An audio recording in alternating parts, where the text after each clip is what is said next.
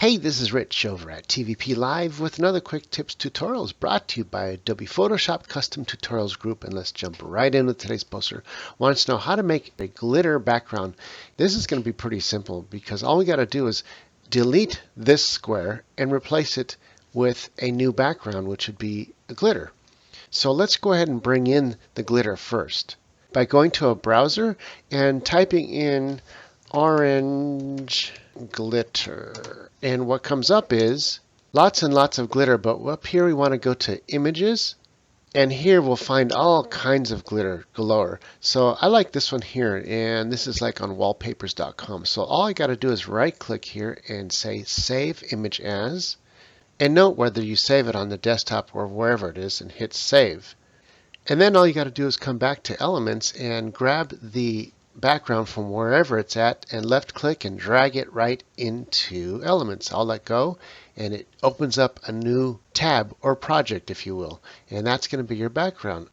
And now all I got to do is left click and drag that into our current project over here. So you got two different tabs open, the orange glitter and our current project. So I bring it over here, drag it down here, let go of the mouse button, and it brings in our orange glitter.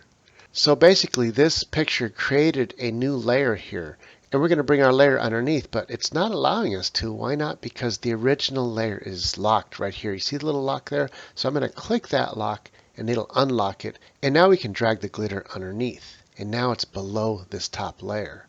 Now in the top layer, it's really simple. All I got to do is get rid of the orange. How do we do that? With the magic tool. Grab the magic tool, and since these are nice sharp lines, you can actually use a high tolerance number here. We'll use something like 50%. Change that from 30 to 50, and then all we got to do is make sure that that layer is chosen, click within the orange, and it'll grab nothing but the orange. Watch what happens as soon as we hit delete. Boom. The layer below, which is the glitter, shows through. I'll hit Control D to deselect everything.